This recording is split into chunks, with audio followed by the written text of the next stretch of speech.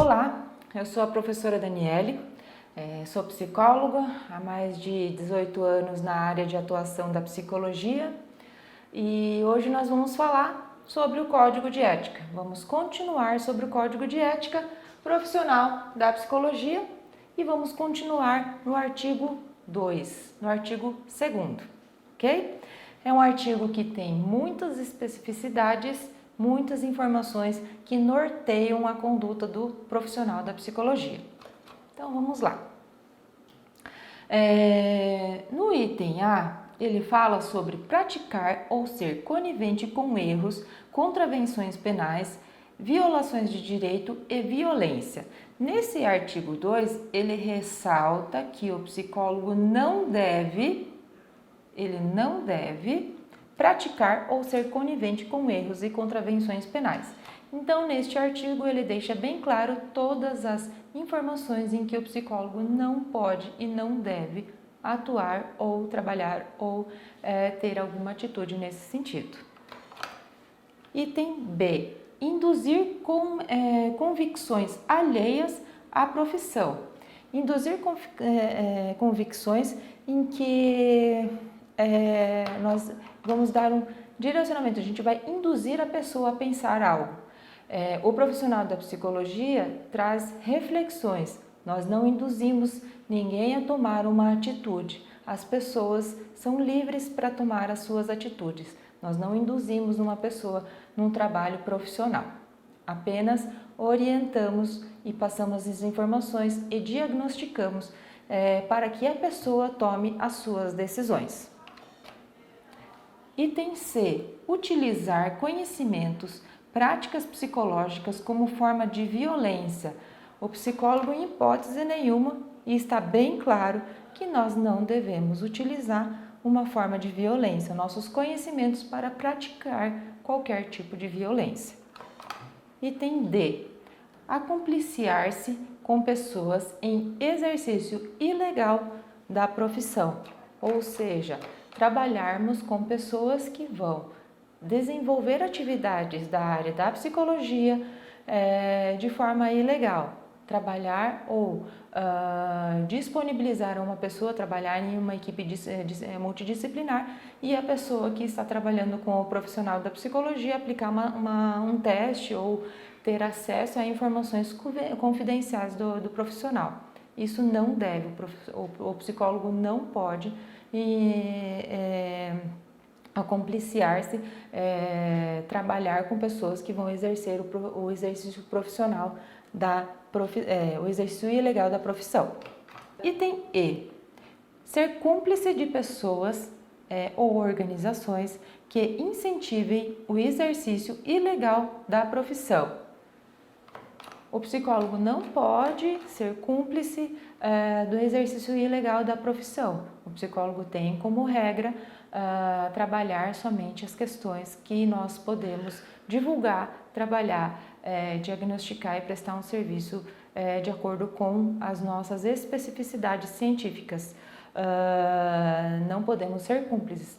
Em todas as situações em que observamos o exercício ilegal da profissão, devemos denunciar e levar a órgãos competentes, assim como nós estudamos lá nos princípios fundamentais da psicologia do Código de Ética.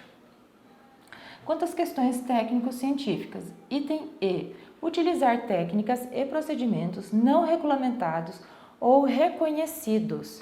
Sempre utilizar técnicas reconhecidas pela psicologia. Em todo o trabalho e todo documento, todo serviço prestado, é necessário utilizar documentos e informações científicas, estudos científicos para a realização e atuação na área da psicologia.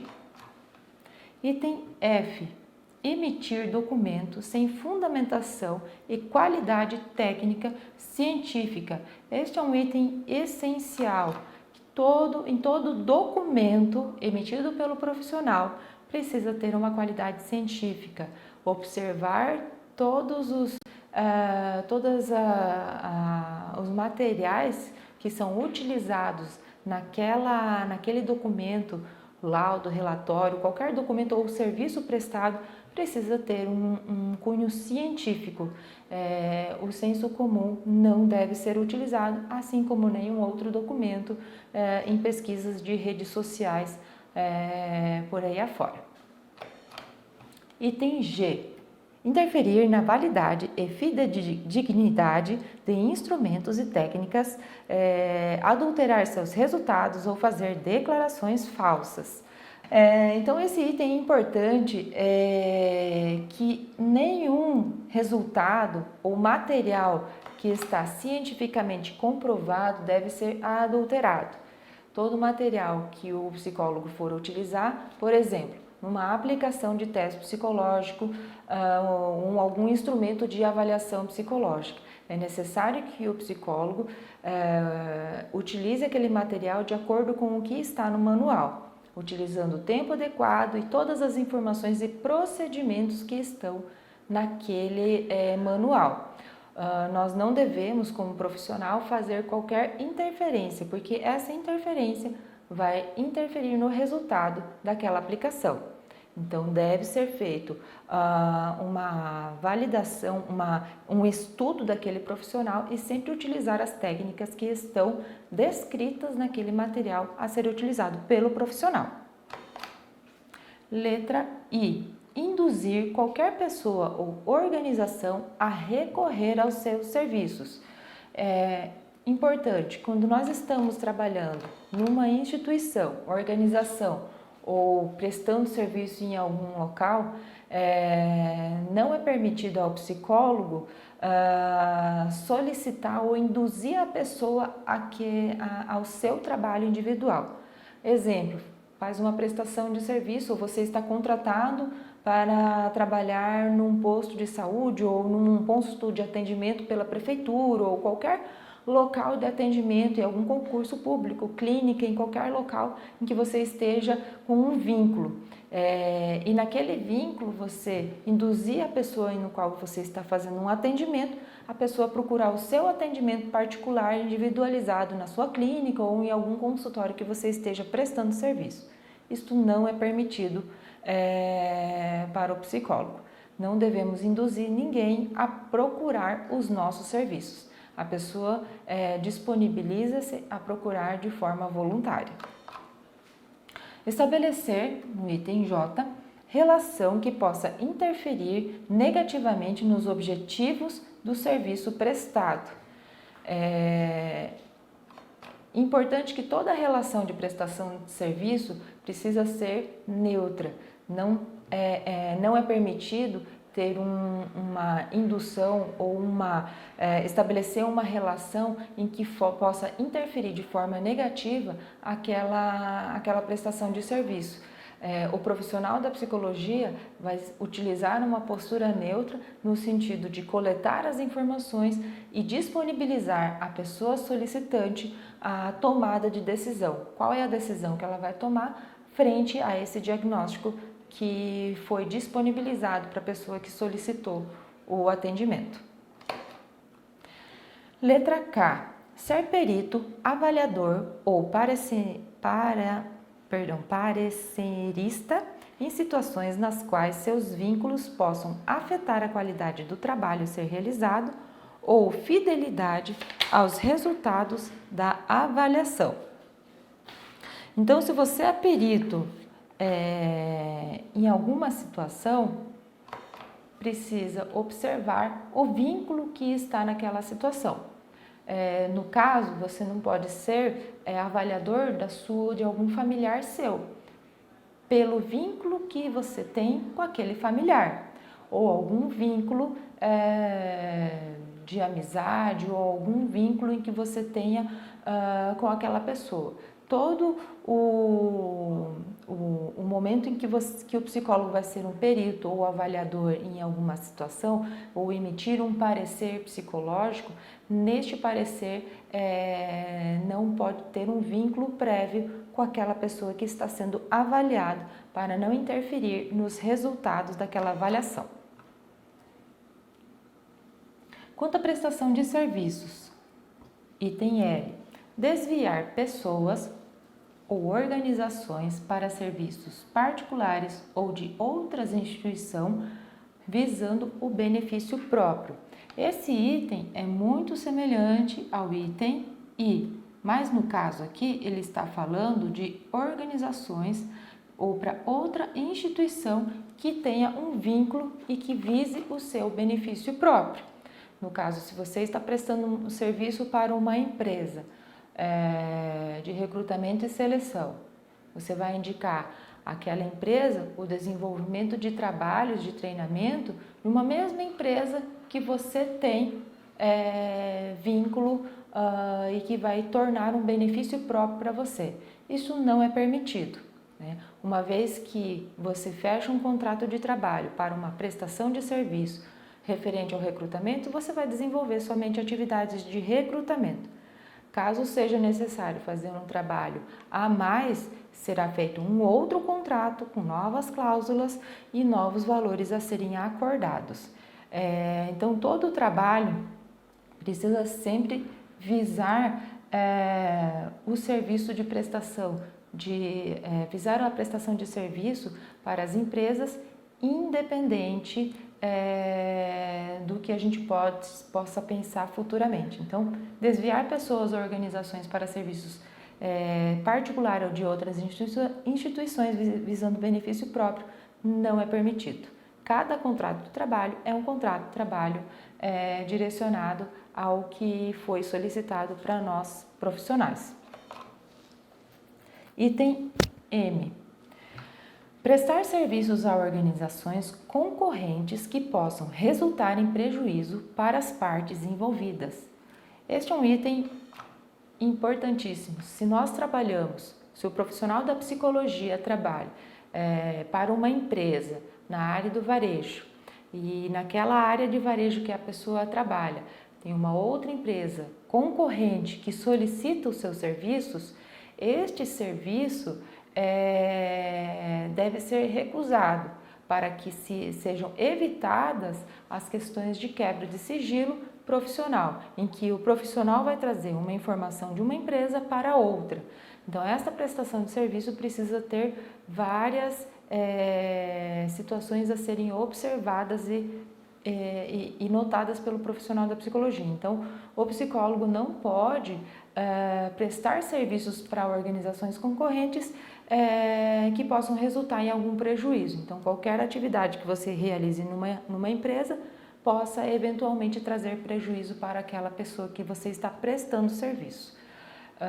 Então, isso não deve ser realizado pelo profissional da psicologia. Item N. Prolongar desnecessariamente a prestação de serviços profissionais. Toda vez que um profissional é contratado, ele tem um início de trabalho, um meio e um fim. Nesse trabalho que está sendo desenvolvido, é necessário observar que não é permitido o prolongamento sem necessidade. Se foi observado que teve um início, um meio e finalizou o processo, esse processo deve ser encerrado sem dar continuidade desnecessária. Fazer um trabalho contínuo sem uma necessidade, sem um objetivo daquele profissional. Item O. Pleitear ou receber vantagens além dos honorários contratados e intermediar transações financeiras. Todo profissional que vai prestar um serviço, vai prestar serviço para aquela área em específico pelo serviço que foi contratado. Então, se a pessoa foi contratada para trabalhar e realizar um recrutamento e seleção de uma determinada área, é aquele contrato que ele vai realizar. Caso surja uma nova demanda, ele faz um novo contrato. O que não é permitido, você pensar em um honorário além, sem que esteja naquele contrato inicial. Então, cada contrato que nós trabalhamos deve ser individualizado de acordo com uma necessidade e de acordo com um objetivo. Então, nesse item, deixa bem claro que nós não podemos receber vantagens e honorários contratados além. Item P. Receber ou pagar por encaminhamentos. Nenhum encaminhamento deve receber um benefício ou um benefício próprio ou um benefício financeiro para quem a gente está encaminhando. O item Q, realizar diagnósticos, divulgar procedimentos ou apresentar resultados em meio de comunicação. Nenhum diagnóstico por parte do psicólogo deve ser disponibilizado ou divulgado nas redes sociais. Os diagnósticos são sigilosos a pessoas interessadas e instituições contratadas. Vamos para o artigo 3º. O psicólogo, para ingressar, associar-se ou permanecer em uma organização, considerará a missão, a filosofia, as políticas, as normas e as práticas nelas vigentes e sua compatibilidade com os princípios e regras deste código. Então, quando observado que existe uma incompatibilidade, cabe ao psicólogo recusar-se a prestar serviços e, se pertinente, apresentar denúncia ao órgão competente. Então, toda instituição ou solicitação de uma prestação de serviço, o psicólogo deve fazer uma análise com relação àquela instituição, àquela organização. Se os valores não estão de acordo com esse código, se existe alguma situação de maus tratos, negligência ou qualquer situação que interfira no nosso código, esse trabalho precisa ser recusado. E cabe denúncia, dependendo a situação. Artigo 4. Ao fixar a remuneração pelo trabalho, o psicólogo precisa observar a justa retribuição aos seus serviços prestados e as condições dos usuários ou beneficiários. A justa retribuição deixa bem claro que nós devemos fazer um trabalho de acordo com uma hora de trabalho, uma hora de atendimento, visando sim um trabalho justo, sem pensar numa remuneração que vise que não esteja de acordo com o que o profissional já trabalhou, o que o profissional tem disponibilidade. No item B, deixa bem claro que ele estipulará o valor de acordo com as características, as atividades e o comunicará ao usuário ou a beneficiários antes de iniciar o trabalho a ser realizado. Então, esse valor estipulado é de acordo com as características da atividade. Cada profissional vai estabelecer o seu valor. O código de ética não aborda e não estabelece valores para que o profissional disponibilize ou solicite ou cobre do seu cliente ou do seu paciente. O valor que é acordado é de acordo com as características daquela atividade, de acordo com as características que o profissional precisa para atuar naquela área. Então, precisa ser uma remuneração justa pelo serviço que a pessoa estará prestando. E no item C, assegurar a qualidade dos serviços oferecidos, independente do valor acordado. Uma vez que o valor está acordado, o profissional vai disponibilizar o serviço de acordo com a sua profissão e principalmente pela questão da qualidade do seu serviço. Você vai prestar um serviço de qualidade que você já deixou bem claro qual o valor estipulado, qual o valor necessário para a prestação daquele serviço. Artigo 5º. O psicólogo, quando participar de greves ou paralisações, garantirá que... É um artigo que precisa ter muito cuidado no caso de pessoas que participam de algum concurso ou de alguma prova. É um artigo muito cobrado e muito polêmico e geralmente tem muitas pegadinhas nesse item. Então, é um artigo que a gente precisa ter bastante cuidado e conhecimento, que é um artigo muito simples, mas que tem várias particularidades. As atividades de emergência não sejam interrompidas e haja prévia comunicação da paralisação aos usuários ou beneficiários dos serviços atingidos pela mesma. Então, quando o psicólogo participar de uma greve ou paralisação, é necessário que haja uma comunicação prévia para as pessoas no qual o psicólogo faz o atendimento. Mas em atividades emergenciais não deve ser interrompido.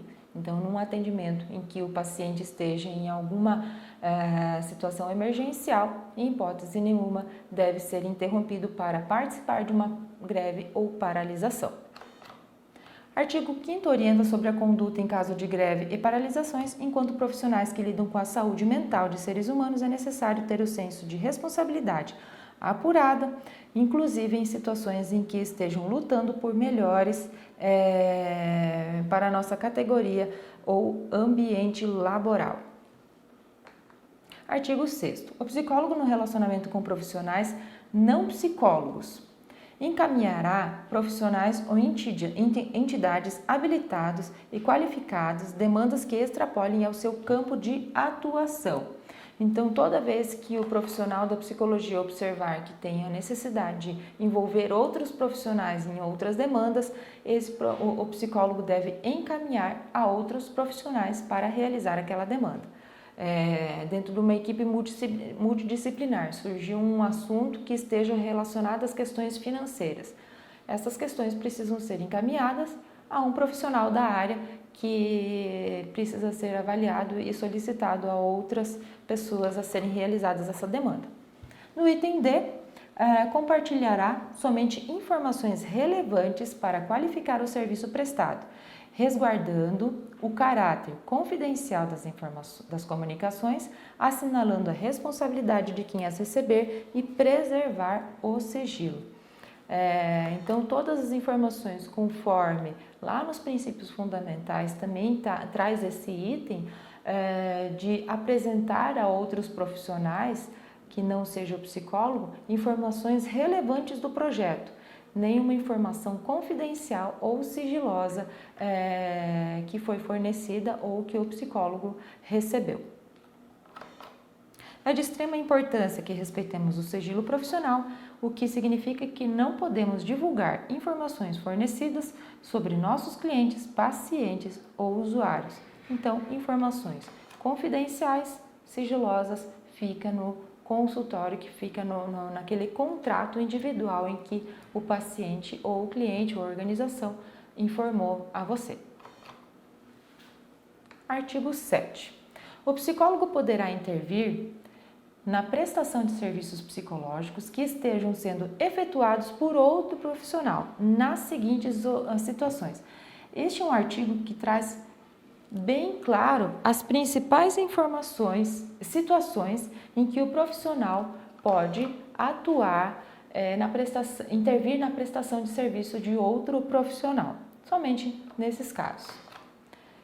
Item A pedido do profissional responsável pelo serviço. Então, um psicólogo solicitou a outro psicólogo a continuidade do serviço, do atendimento.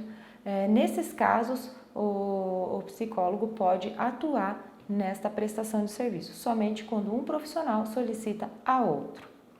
E como que funciona nesses casos? Nesses casos, o profissional vai passar somente as informações principais e primordiais daquele caso ou daquela organização em que está sendo repassado o serviço. Caso um profissional esteja saindo da empresa, mudando de cidade e não possa continuar, geralmente o outro profissional assume aquela área e dá continuidade no serviço, na prestação daquele serviço. Em caso de emergência ou risco ao beneficiário ou usuário do serviço, quando dará imediata ciência ao profissional. Então, no caso de uma emergência, o profissional da psicologia pode intervir no trabalho do outro, mas sempre tendo a ciência do profissional que já fazia o atendimento. Então, nesses casos, é possível a atuação do outro psicólogo. Item C. Quando informado expressamente por qualquer uma das partes da interrupção voluntária e definitiva do serviço. Então, quando um profissional definitivamente não vai trabalhar mais naquela prestação de serviço e vai passar o serviço, esse trabalho para outro psicólogo. Geralmente em casos de mudança de estado, mudança de cidade, ou mudança de atividade, ou interrupção das atividades da psicologia. Então, nesses casos, quando o profissional encaminha para outro colega, esse outro colega vai dar continuidade quando for informado, em definitivo, que ele deve continuar com o serviço. Então, vai ter a atuação do outro profissional. Quando se trata de trabalho multiprofissional e a intervenção fizer parte da metodologia adequada. No trabalho multiprofissional, atentar-se que informações sigilosas dos pacientes ou do cliente da organização que você está atendendo é sigilosa, é confidencial. Somente as principais informações disponibilizadas são repassadas às pessoas e à equipe multidisciplinar, ok? Então, quando na mudança de um profissional para outro numa equipe multidisciplinar, o outro profissional poderá dar sequência e fazer uma intervenção naquele trabalho, naquela atividade. Vamos para mais um exemplo. Considerando o Código de Ética do psicólogo, o artigo 7, o psicólogo poderá intervir na prestação de serviços psicológicos que não estejam sendo afetados por outro profissional. Nas seguintes situações, qual é a alternativa que não está correta, exceto a pedido de outro profissional responsável pelo serviço? Isso nós observamos que é no item A. Então, o item A está correto. Em caso de emergência, o risco ao beneficiário ou usuário do serviço, quando dará imediata ciência ao profissional. Nesse caso, é o item B. O item B do artigo 7. Então, nesse caso, está correto. Letra C. Quando informado expressamente por uma das partes na interrupção voluntária e provisória do atendimento, as questões trazem confusões por simples palavras, por palavras que nós precisamos observar e nos atentar. Essa palavra provisória não cabe aqui nesse item. Então, voltando aqui no artigo 7, a letra C fala quando informado expressamente por qualquer uma das partes da interrupção voluntária, ok, tá certo, mas e definitiva do serviço. Aqui ele está esclarecendo na questão que é provisória do atendimento. Não, não é provisória, é definitiva. E na letra D, quando se tratar de trabalho multiprofissional e na ocasião em que a intervenção fizer parte da metodologia adequada, esse item é o letra D. Quando se trata de trabalho multiprofissional e intervenção fizer parte da metodologia adequada. Está correto. No caso desse exemplo, a letra C é que está incorreta. Vamos dar sequência aqui no nosso material. Artigo 8º. No artigo 8º, a gente vai falar sobre o atendimento não eventual de crianças e adolescentes. Para realizar atendimento não eventual de criança, adolescente ou interdito, o psicólogo deverá obter autorização de ao menos um de seus responsáveis, observadas as determinações da legislação vigente. Então, sempre que tiver um atendimento de adolescente, criança ou interdito, tem a necessidade de ter a autorização de um responsável por essa criança ou adolescente ou interdito. Parágrafo 1º. No caso de não se apresentar um responsável legal, o atendimento deverá ser efetuado e comunicado às autoridades competentes. Então, as autoridades competentes precisam direcionar alguém que esteja responsável por aquela criança, adolescente ou interdito. Caso as autoridades não tenham, aí é feito o atendimento. Então, sempre tem a necessidade de ter uma autorização para que seja feita o atendimento daquela daquela criança, adolescente ou interdito. No parágrafo 2º, o psicólogo responsabilizar-se-á pelos encaminhamentos que fizerem necessários para garantir a proteção integral do atendido.